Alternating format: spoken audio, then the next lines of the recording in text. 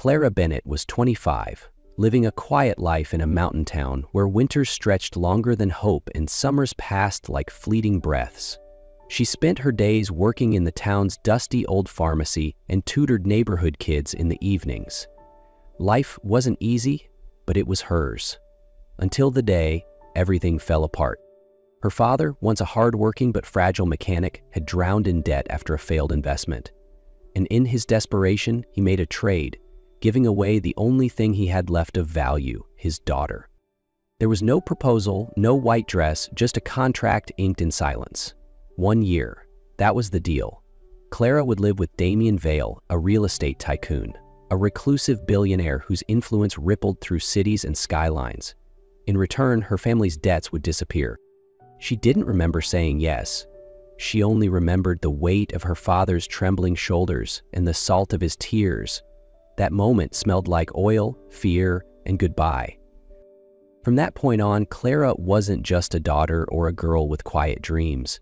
She was collateral, her freedom signed away with a pen she never held. The seaside mansion rose like a painting crafted in silence.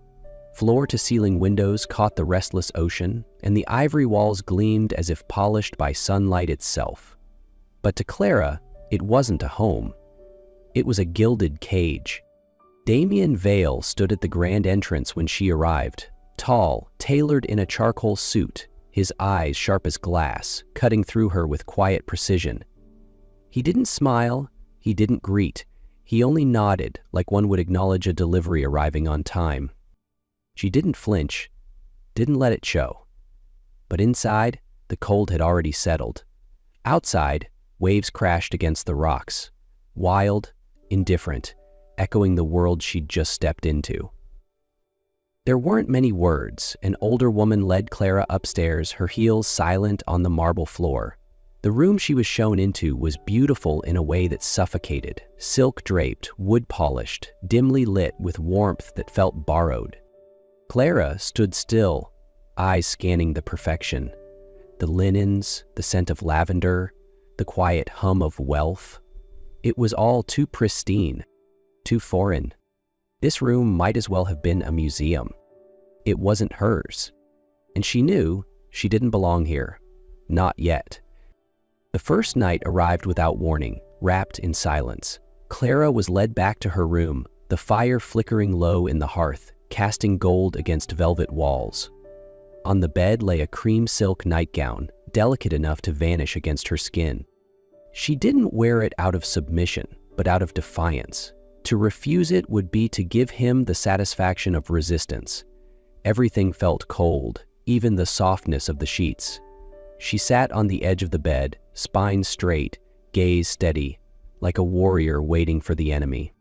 The door opened. Damien entered, silent as the ocean beyond. The firelight danced across his face, revealing a faint scar near his temple, the only flaw on an otherwise perfect exterior. He approached, each step deliberate.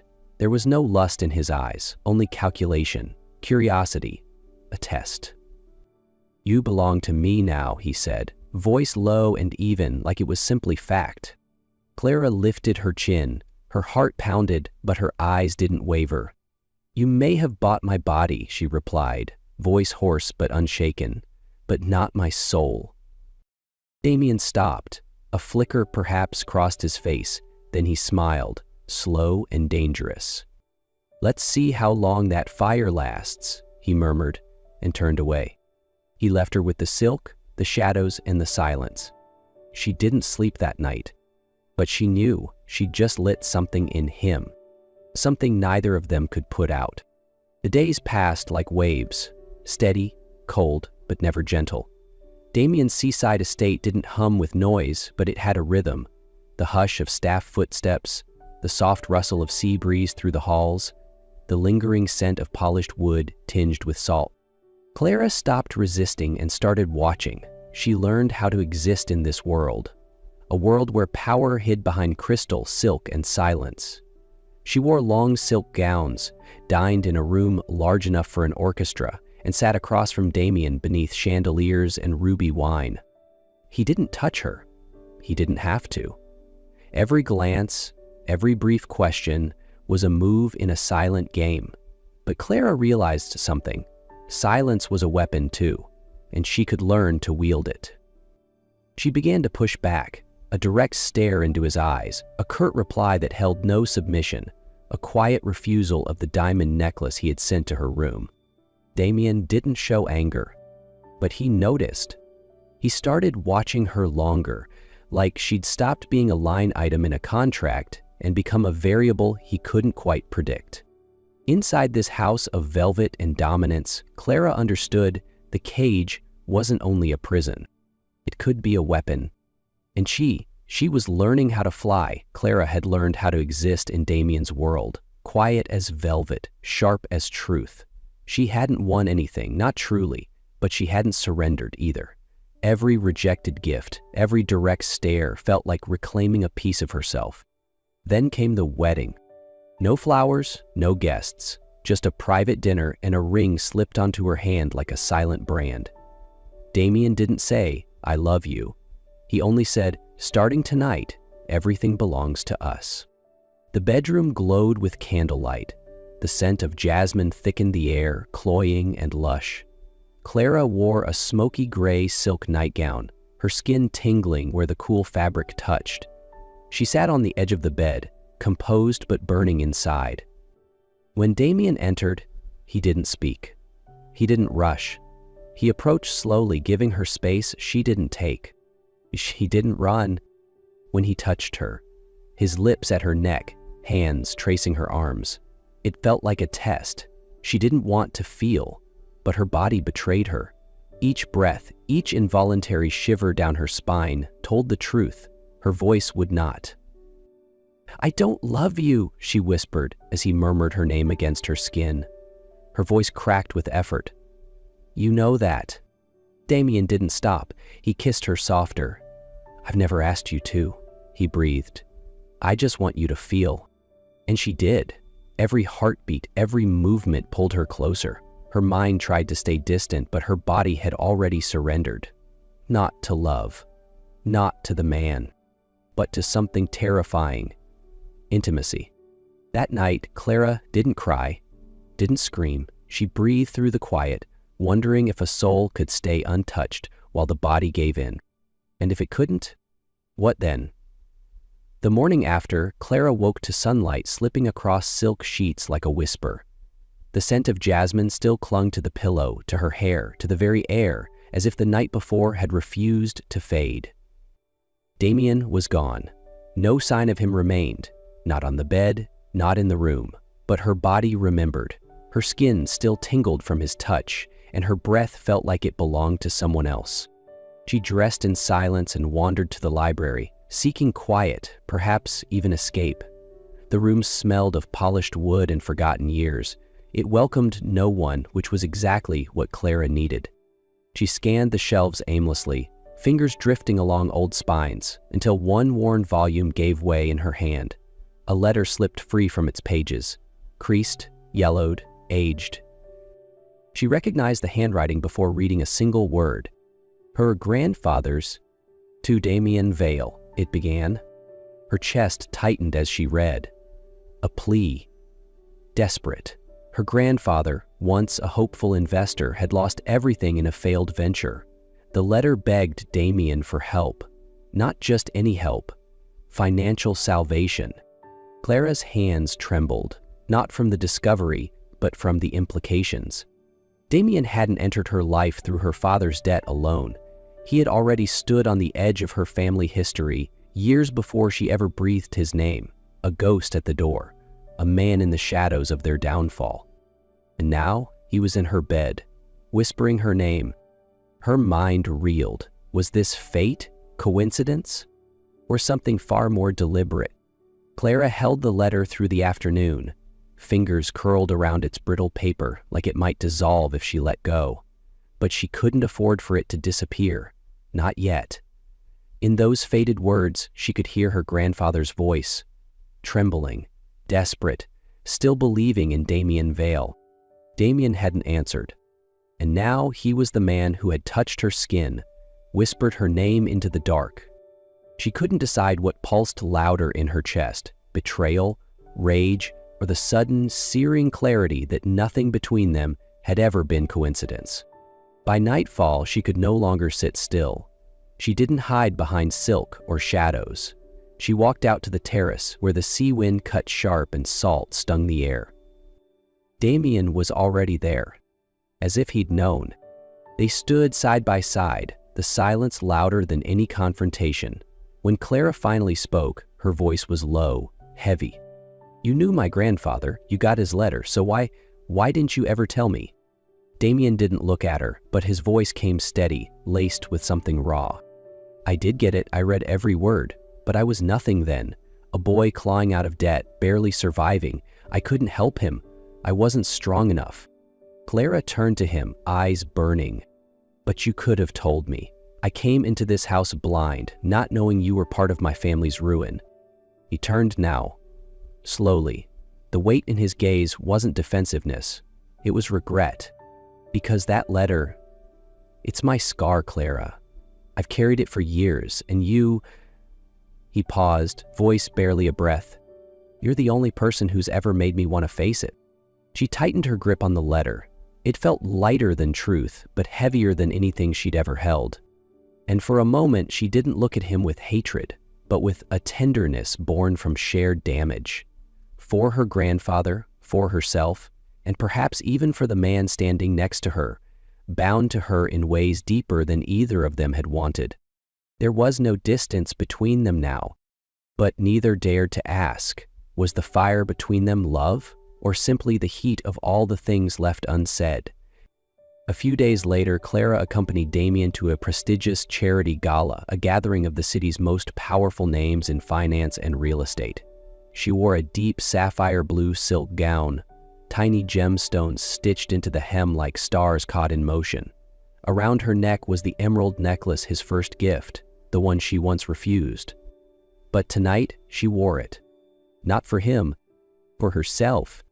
Because tonight, she wasn't hiding. They entered the grand ballroom in silence, but silence couldn't muffle the attention they drew. Damien moved with his usual composed elegance, the room bending to his presence. Clara walked beside him, tall, poised, no longer a shadow behind him, but a force in her own right. For a brief, flickering moment under chandeliers and champagne, she felt powerful. Until the past caught up to her. Dressed in an expensive gray suit, hair silvered with age, voice smooth and sharp. "Clara Bennett," the man said, eyes narrowing on the emeralds at her throat. "Lawrence's granddaughter, aren't you? I invested with him once. And with Damien, back when he was just a no-name broker." The air thinned. Clara turned to Damien, his jaw tensed, eyes darkened. He said nothing. He didn't deny it, didn't explain. The silence screamed louder than words. The man chuckled dryly and walked away, leaving her standing in a room full of gold and whispers. He knew, others knew, and she was just the newest chapter of an old, unfinished story.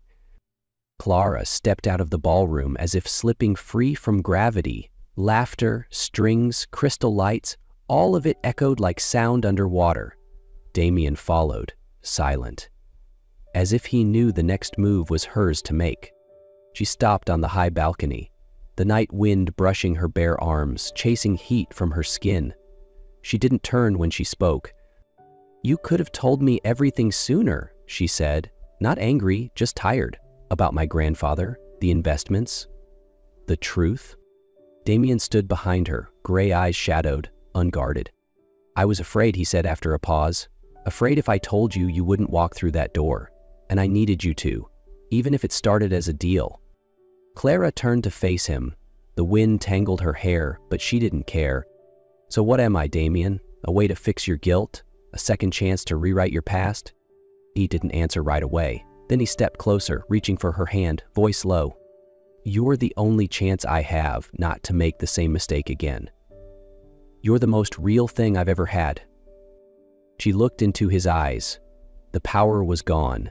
No billionaire, no contracts, just a man, flawed, scarred, open.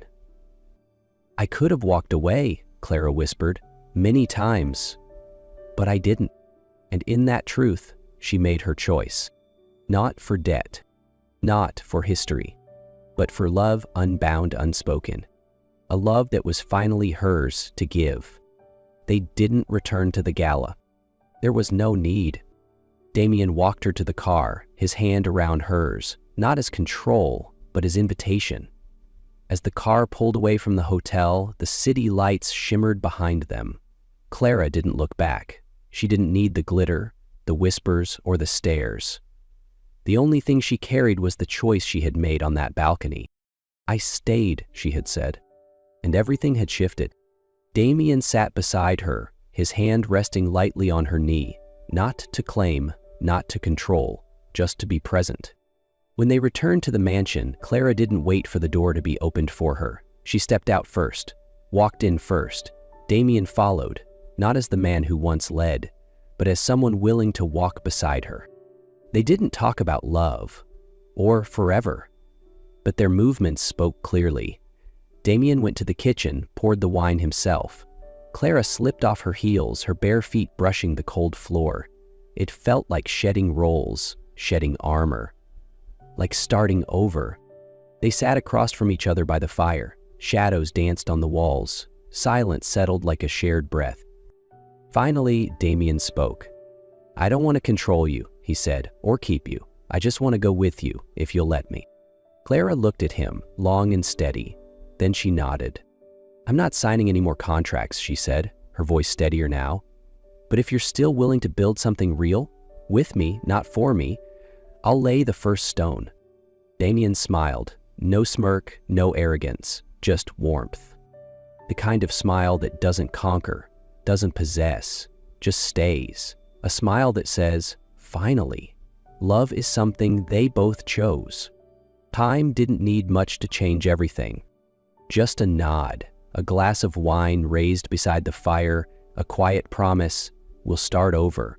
From that simple beginning, something real took root, growing, not loud, not showy, just true. 2 years later, the seaside mansion had changed. The seaside mansion was no longer a gilded cage. Now it echoed with laughter. Tiny footsteps racing down marble halls, sun-drenched mornings filled with the scent of cinnamon rolls from the kitchen, where Damien, surprisingly, had become the kind of father who knew how to braid hair and tell bedtime stories with a straight face. Clara sat in the reading room, barefoot, a mug of tea in her hand. On the plush rug beneath her, their twins sprawled, Aiden with his father's storm-gray eyes and Elena with Clara's soft caramel curls. They giggled over wooden blocks and whispered secrets only siblings could understand. Damien entered, sleeves rolled, holding a tiny milk bottle in one hand and an old book in the other. He still wore the calm that once unsettled boardrooms, but his gaze, when it settled on the children, had softened into something human, something warm. "You know," he said, settling beside her, "I used to think money could rewrite the past." She glanced at him, her smile quiet. "And now?" "Now I know," he murmured, eyes never leaving the children. "The future is the only thing worth building with our own hands." She squeezed his hand, not to anchor herself, not to control, just to hold on. They weren't perfect, but they were home to each other, and in the laughter that spilled through walls once filled with jasmine and silence, they knew love hadn't just saved them. It had created something new.